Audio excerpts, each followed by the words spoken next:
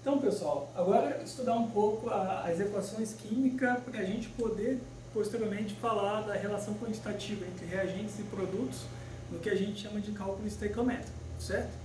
Bom, o que seria uma equação química? A equação química ela é a forma de representação de uma reação química, que a gente pode definir grosseiramente como sendo unicamente a conversão de uma ou mais substâncias, que nós chamamos de reagente, em outras que nós chamamos de produtos, certo?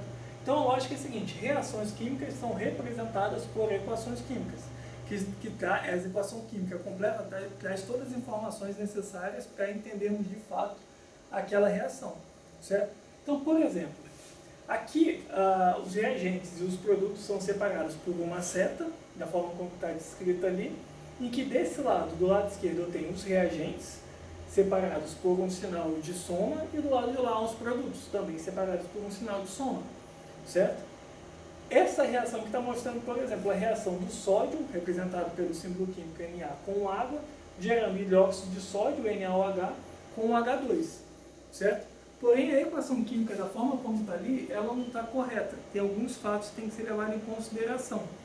A primeira ideia é a seguinte: pela lei da conservação de massa, descrita por Lavoisier, vocês devem ter ouvido falar em algum momento, lá no século XVIII, 1774, a massa total deve ser constante. Qual que é a lógica? Que uma reação química, a gente não tem destruição ou criação de matéria. Então, a massa total de reagentes tem que ser igual à massa total de produtos. A consequência disso que a gente diz é que a equação tem que ser balanceada, certo? Portanto, a lógica é a seguinte: a mesma quantidade de átomos de cada elemento que eu tenho nos reagentes tem que ser exatamente igual à quantidade de átomos de cada elemento que eu tenho no produto, como está mostrado aqui, certo? E esses números que representam essa quantidade é o que a gente chama de coeficientes estequiométricos. Sempre que quando o coeficiente estequiométrico for igual a 1, como no caso lá do H2, eu não preciso representar ele, certo?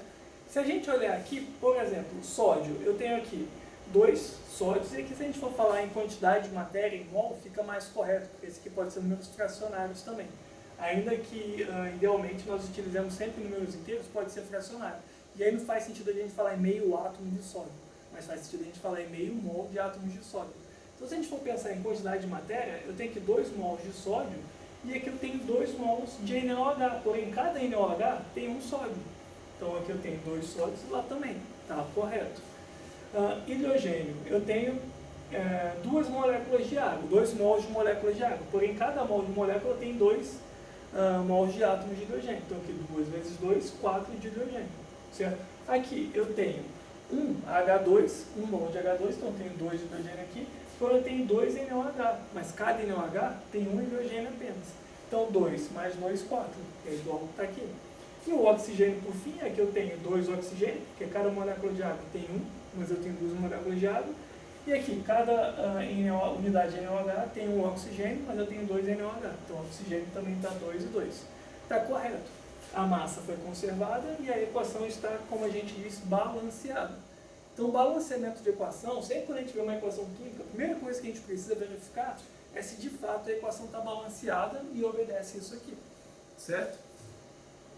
E a equação química completa, ela também contém os estados físicos das espécies que estão reagindo, certo? Então aqui a reação me diz o seguinte: eu tenho 2 mols de sódio no estado sólido, reagindo com 2 mols de moléculas de água no estado líquido, gerando 2 mols de NaOH aquoso. Aquoso significa dissolvido, certo? Mais hidrogênio H2 no estado gasoso, ou gás hidrogênio. Então aqui agora, dessa forma, a equação química está completa, com todas as informações importantes, pertinentes, e especialmente o que a gente chama de coeficientes estequiométricos, certo? Bom, balancear a equação, ela na maioria dos casos, ela é relativamente simples. Porém, em algumas situações, por conta da complexidade da relação entre os reagentes, ou entre o número de átomos em cada uma das espécies, isso pode ser que não seja tão simples assim, certo? Vamos então agora treinar uma metodologia para a gente fazer o balanceamento de equação. Vamos fazer o balanceamento dessa primeira equação aqui. Essa segunda vai ficar como atividade para vocês resolverem depois. Mas para essa primeira reação aqui, porque a reação do alumínio líquido com o óxido de bário sólido, aqui ficou faltando, desculpa, isso aqui vai gerar o óxido de alumínio sólido liberando bário, metal bário no estado líquido, certo? Que ocorre em alta temperatura, mas é uma reação que acontece. E se a gente ver, essa reação não está balanceada, porque aqui eu tenho oxigênio, aqui eu tenho 3, aqui eu tenho alumínio, aqui eu tenho 2, o bário só que está balanceado, mas enfim, isso aí é outra coisa. Vamos ver ali no quadro, vou mudar para lá, como que a gente pode fazer a metodologia para balanceamento dessa equação, certo? Então venham comigo aqui. Como eu falei, tem várias formas de fazer balanceamento. Provavelmente você já deve ter feito em algum momento da vida de vocês. E o modo mais comum de se fazer é o que a gente chama de tentativa e erro. Eu vou colocando os numerozinhos aqui e vou verificando se vai batendo ou não vai batendo, até chegar no ponto final, certo? Na maioria das vezes, esse aí é o modo mais simples de fazer, mas como eu falei em algumas situações, esse aí não é o modo mais simples. Na verdade, vai ficar muito difícil e a gente não vai conseguir chegar num denominador comum, certo? Daí eu vou fazer de um jeito aqui que vocês podem utilizar para qualquer equação que vocês tiverem, certo? Que seria dos coeficientes desconhecidos. Então vamos supor que eu tenho os coeficientes estequiométricos aqui que a gente não sabe. Vou colocar como incógnita x, y, z e w, certo? Mas aí agora a gente pode analisar cada um dos elementos separadamente para ver se a gente consegue determinar esses valores aqui. Como? Sabendo que a quantidade de átomos de um lado, para cada elemento, tem que ser exatamente igual ao do outro lado. Vamos fazer isso para cada um dos elementos para vocês entenderem o que eu estou dizendo. Vamos analisar primeiro o alumínio. O AL. No lado dos reagentes, quanto que eu tenho? Eu tenho um AL aqui, certo? Que ele está puro, porém eu tenho X vezes desse cara aqui. Então eu tenho X alumínio no lado dos reagentes. E no lado dos produtos, cada unidade desse óxido aqui eu tenho 2 alumínios. Só que eu tenho Z unidades desse cara. Certo? Então quanto de alumínio eu vou ter total aqui? 2 vezes Z. Certo? Porque, por exemplo, se Z for 1, eu vou ter 2 alumínios. Se Z for 2, eu vou ter 4 alumínios. E assim sucessivamente. Então o X ele vai ter que ser igual a 2Z. Certo? O número que apareceu aqui vai estar relacionado com aquele de lá dessa forma. Da forma como está descrito aqui. Vamos fazer isso agora para o bário. Tá ali embaixo. Eu tenho essa unidade aqui, o óxido de bário, que só tem um átomo, certo? Então, mas eu tenho o Y deles. Então, desse lado eu vou ter Y bários. E do lado de lá, eu vou ter ele puro aqui, porque eu tenho o W dele. Então, aqui eu chego à conclusão direta de que Y é igual a W. Correto? E por fim, olhando para o oxigênio agora. O que vai aparecer aqui? Ó? Desse lado eu tenho oxigênio aqui. Certo? Cada unidade dessa eu tenho um oxigênio, mas eu tenho Y vezes isso aqui. Então, oxigênio desse lado eu tenho Y. E do lado de lá eu vou ter 3 oxigênios em cada unidade dessa, mas eu tenho Z unidades desse cara aqui. Eu tenho isso aqui, 3Z. Certo?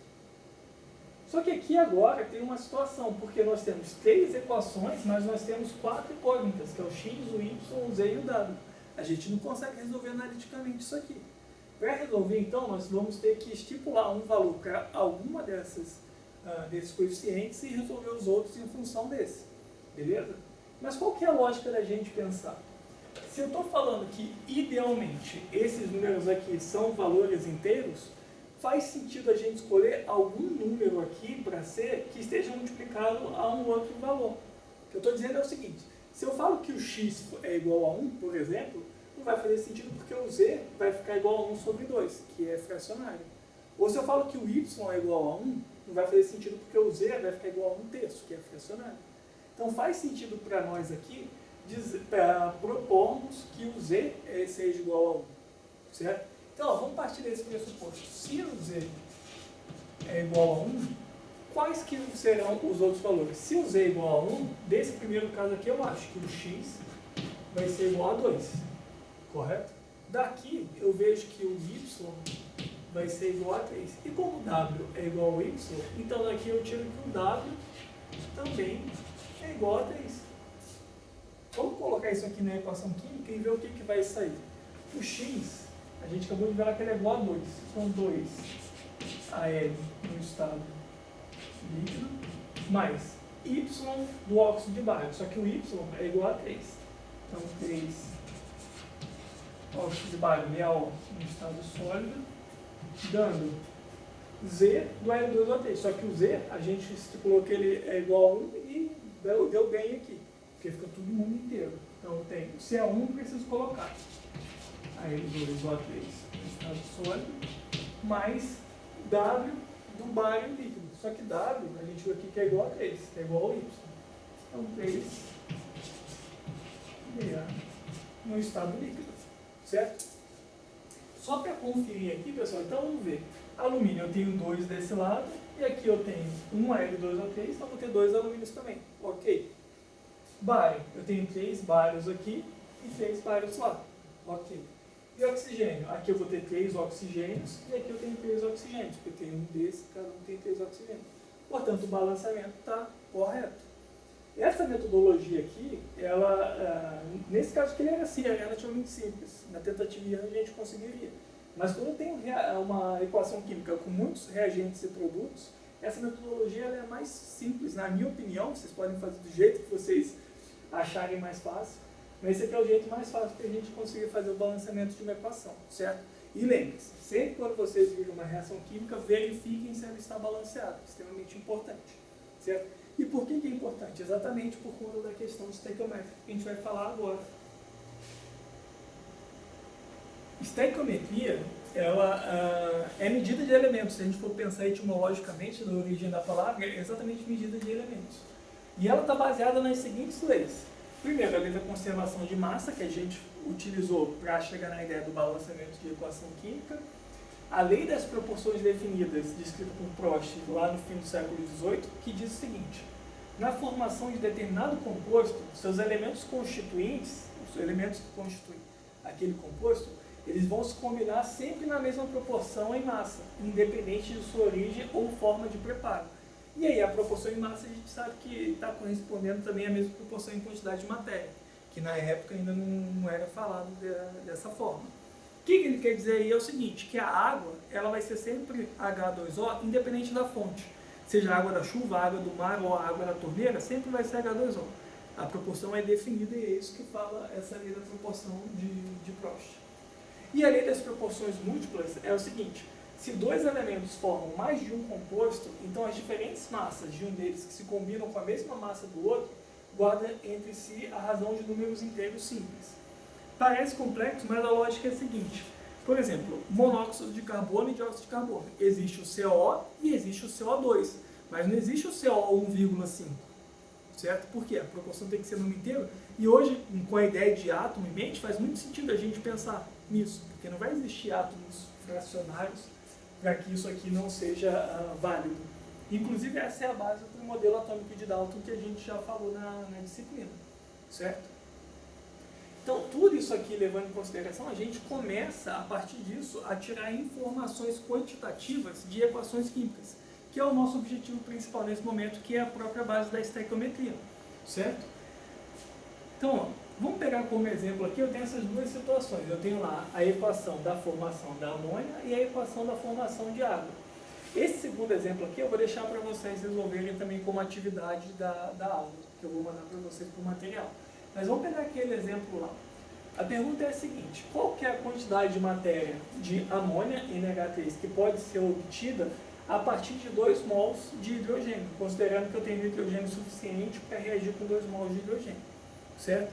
Então, olha só, quando a gente olha para aquela equação química, a primeira coisa que a gente tem que pensar é: está balanceada? Não está balanceada. A gente consegue ver diretamente que não está balanceada. Então, nós precisamos balancear para ver qual que é a relação química, a equivalência química entre reagentes e produtos que nós estamos interessados. E com isso chegar no resultado quantitativo, que é o nosso objetivo. E é isso que a gente vai fazer lá no último quadro, pedir para vocês me acompanharem aqui, para a gente resolver isso junto. Vocês vão ver que é bem simples a ideia. Bom, aqui está a equação química e eu quero saber qual que é a quantidade de matéria de NH3 que eu posso obter, sabendo que a quantidade de matéria de H2 que eu tenho para reagir com uma quantidade suficiente de nitrogênio é de 2 mol, certo? Primeira coisa que a gente precisa para resolver isso aqui, como eu falei, é balancear a equação. Certo? Aqui vamos fazer de modo mais simples, porque isso aqui é uma equação relativamente simples, então a gente não precisa colocar todas as informações como a gente fez no caso anterior aqui. Certo? Tudo isso aqui está no estado gasoso, mas eu não vou colocar o estado físico porque não é importante para as nossas informações quantitativas que nós estamos buscando. Certo? Para balancear isso aqui, ó, eu tenho 3 aqui, 2, então eu posso colocar por 2 aqui e por 3 aqui. E aí eu vou ter 2 nitrogênios, eu tenho 2 nitrogênios, 6 hidrogênios, 6 hidrogênios. Está balanceado, certo? Com essa equação química balanceada dessa forma, a gente pode tirar o que a gente chama de equivalência química entre reagentes e produtos ali. Por quê? O que aquela equação química me diz é o seguinte, que 1 mol de N2 é quimicamente equivalente, tem esse símbolo aqui que vocês vão ver em alguns livros utilizados dessa forma, é quimicamente equivalente a 3 mols de H2, que também é quimicamente equivalente por si, nessa equação química, obviamente, a 2 mols de NH3.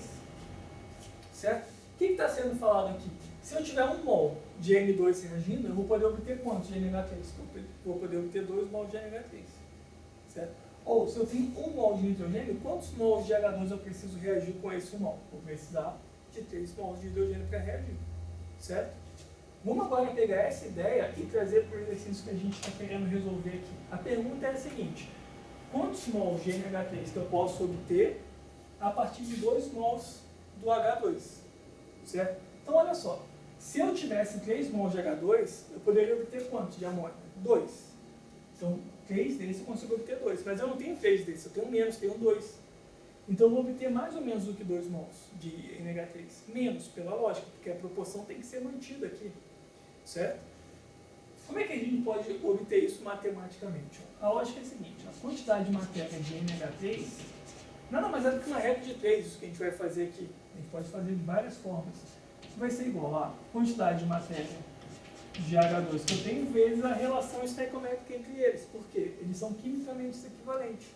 Então, eu posso utilizar essa equivalência para utilizar essa equação matemática. No caso aqui vai ser 2 mol de NH3 é quimicamente equivalente a 3 mol de H2. Certo? Aqui eu estou multiplicando e dividindo por algo que são equivalentes. No nosso caso, quimicamente equivalente para aquela equação química. Então, essa matemática está verdadeira, está correta. E agora, só substituir o valor. Por quê? Qual que é a quantidade de matéria de H2 que eu tenho? 2 mols. E agora, fazendo o cálculo, então, a quantidade de matéria de NH3 vai ser 4 terços de mol de NH3. Só fazer o cálculo de 4 terços, quanto daria? Mas por que 4 terços? Porque seria 2 vezes 2, 4, dividido por 3 que está aqui. Certo? Então, assim a gente consegue determinar qual que é a quantidade de matéria máxima de NH3 que eu posso obter se eu tiver apenas 2 mols de hidrogênio. Certo? E como eu tenho 2 mols de hidrogênio, eu não vou precisar de 1 mol de nitrogênio para reagir totalmente, porque a relação deles é de 3 para 1, só que eu tenho 2 desse cara. Então vai ser até menos disso que eu vou precisar. Certo? E aí, com o decorrer, a gente vai fazer vários exemplos desse tipo para aplicar.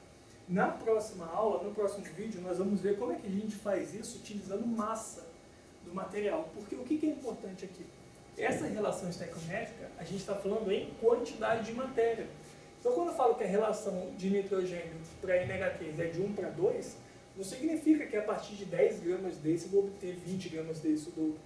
Não, significa que a partir de 1 mol desse eu posso obter 2 mols desse. Mas a relação em massa não é direta assim, porque vai depender da massa molar de cada um deles. E no próximo vídeo a gente vai fazer um exemplo desse tipo, beleza? Até a próxima.